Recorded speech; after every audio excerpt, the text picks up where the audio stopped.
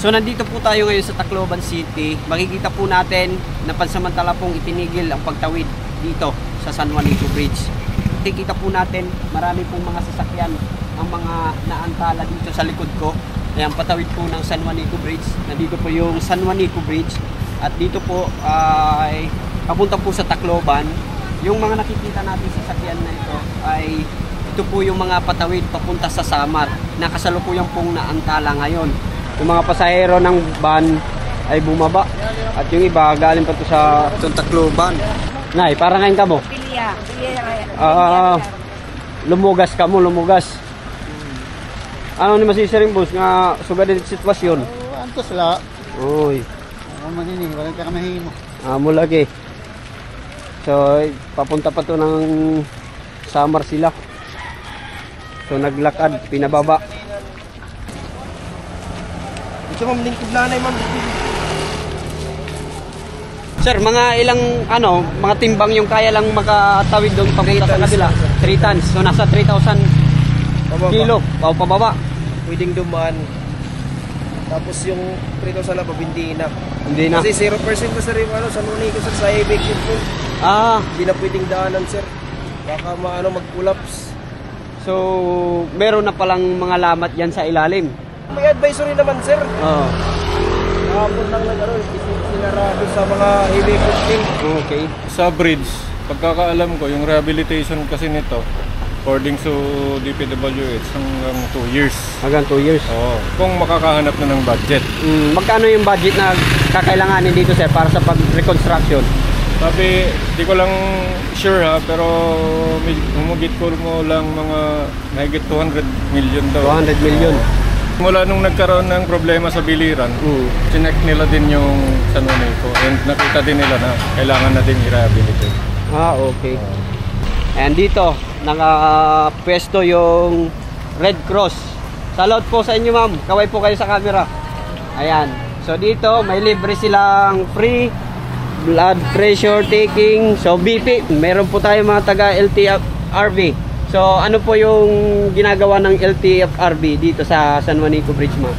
Mag-assist sa mga commuters na affected ng San Juanico restrictions temporary. So may mga na-strand doon, tapos may mga stranded din dito. So ina-assist na. Ayan. May nakasulat po. Libreng sakay. Ayan. Driver. Boss, hanggang saan? Hanggang saan yung pagpasakay mo dyan sa mga pasahero? Hanggang gusto ng DPWH. Hanggang sa? Hanggang saan yung area? Oo, area. Point to point, tawid. Point to point lang. Tawid. Okay. So, yun. So, pagkatapos, yung mga bababa doon ay sasakay na papunta sa kanilang mga lugar. Tapos, pipick up din ng pasahero papuntang Leyte din. Araw-araw nyo ba ginagawa to? Araw-gabi. Araw-gabi. Okay. So, yun. So, ayan na yung libreng sakay ng mga taga DPWH. Patawid papunta sa Samar.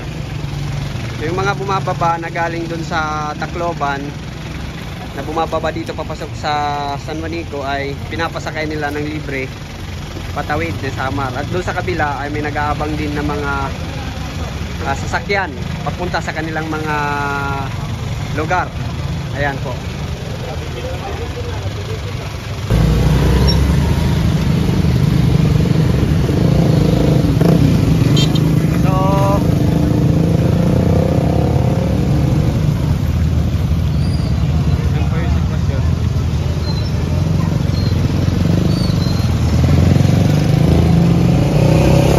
Pero nakamukad daw nga nasusugad. Pagmapakadlaw. Kadlaw. Ano man ti masisirin boss nga di rin nakamuna ka diri sa Tacloban. Di na maawit, comment na niya dito. Okay. Ano man interview ha? Ano man ti masisirin nga di rin nakamuna ka diri sa Tacloban. Daw apektado, mga travelers, mga pakapoy. Mga lalo na mga regular nga nagtatrabaho nga diyan sa Tacloban, makulit sa kan, nag-doble, nag-triple tira pa masahe. Agit pagpapakyaw. Oo, may 1 man. May mga may dagat libreng sakay kanang DPWH pero kung kuan nagmamadali napakyaw ko. Oh, kulang. Service, Pero ang servisan mga libreng sakay, pero ang DPWH Pagkakakuang ko, napulo ada tira. napulo. Okay. Pero kay nata-traffic kami Ah, tumalugit balik. So ito nga nag-i-spookwan lagapon dida. Nagtatarang bakit auto. Sus. So kada kang kuya nga vendor. Vendor ako. Ato ako sa terminal susunoy ha. Nagtika din nala kay waray na tao sa terminal. Oh, Waray na pasahero ha, dinala ko didi. apektado timo pakabuhi. Ang apektado pagpakabuhi kay waray naman pasahero. Pagka dinala ka didi. Ano man ti masisiringin itong Waray kita mahimo kay para manito aton kung pasda kung kung may madisgrasya Oo, kung mautod. Kunting tis sala, mula ito. So dito nga duha pa ka tuig. Ayun la, waray makita mahimo kay ano man sir sang gobyerno panduha ka tuig. Okay. Sundon ta dala. Kaya so magagay may madisgrasya mahulog, basta ako na problema. Okay. Dahil umulan na, ayan. Umulan na po, kaya pumasok na tayo dito. Susubukan po natin tumawid sa kabila ng San Juanico Bridge. So allowed naman yung sasakyan natin. Ayan, kasi sedan lang naman to. Kaya makatawid. So titingnan po natin doon sa kabila kung ano nga ba ang sitwasyon doon. Kasi sabi nila mas maraming mga kababayan natin na stranded din doon sa kabila. Nilagyan nila ng bakal sa gitna para isa lang talaga ang sasakyan ng makadaan. May mga barricade din sa gilid para hindi magsabay-sabay yung sasakyan patawid. Ayan. So nililimitahan nila yung mga sasakyan na dadaan dito. Bawang mga tricycle, van, mga kotse, basta hindi aabot ng 300 tons yung tatawid. Ayan, so umulan na po ngayon kaya hindi na tayo nakababa para at least masilip man lang yung San Juanico.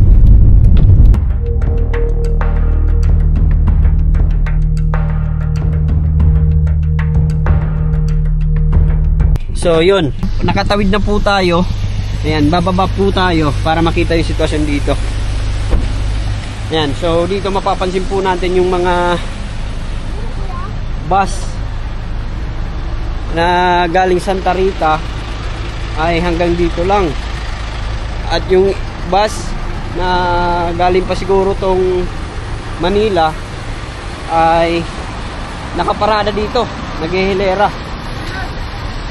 Ayan,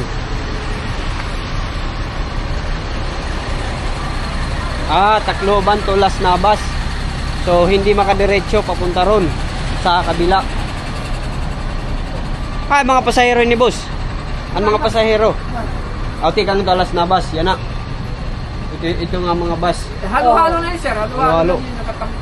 Oo, naguhulat na kami sa rakyan. Napakyaw ka mo o na... Dahil yung gap na sa kakasakay ni Birda, naliot pa rin liot, libre na, ipiritan nga dapat mo. Okay. So, naghihintay sila ng libreng sakay. Waray, napipiritan na ng masahe, 30 tapos lang. 30 pesos. Tapos lang. Galing sila dito. Okay. So, yan, yung mga kababayan natin nandito. Meron mga kababayan na bumaba galing bus. Yan, maglalakad sila. Galing pa to ng Katbalugan sila. Dito sila bumababa sa kabila. Ayan. So, ayan yung sitwasyon natin dito ngayon. Maglalakad yung mga kababayan natin patawid ng Tacloban. Dito nagtatambak yung mga bus.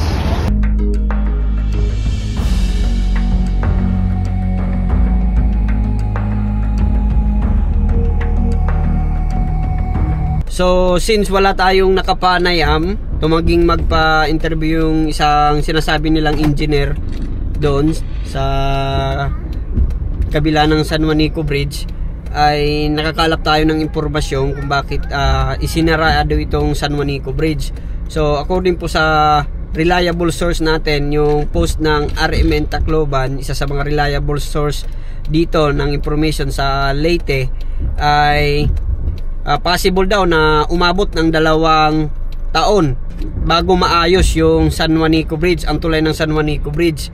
So ayon daw kay Ma Margarita Hunya, Assistant Regional Director of DPWH, base daw sa ginawang konsultasyon at matinding pagsusuri sa tulay, nag-utos yung DPWH na limitahan yung mga tatawid dito sa San Juanico Bridge, lalo na yung mga truck na malalaki. Possible na pwede daw maging alternatibong sakayan ng mga bus ay pwede daw yung Ruro, Diesel. Ayan, yung mga pwedeng masakyan ng mga truck na nagbibiyahe galing pang Maynila. So apektado ngayon yung mga deliver ng GNT, yung mga nagde-deliver ng mga goods na galing pang Manila, vice versa, ng galing Leyte. Ayan, so apektado. Yung iba, dumidiretso na lang ng Calbayog, umiikot, patawid papuntang Cebu. Ayan, nananawagan daw sila na pagkakaisa para maiwasan yung disgrasya dito sa San Juanico Bridge. So yun lamang po. Maraming salamat po sa pagsama sa araw na ito. God bless.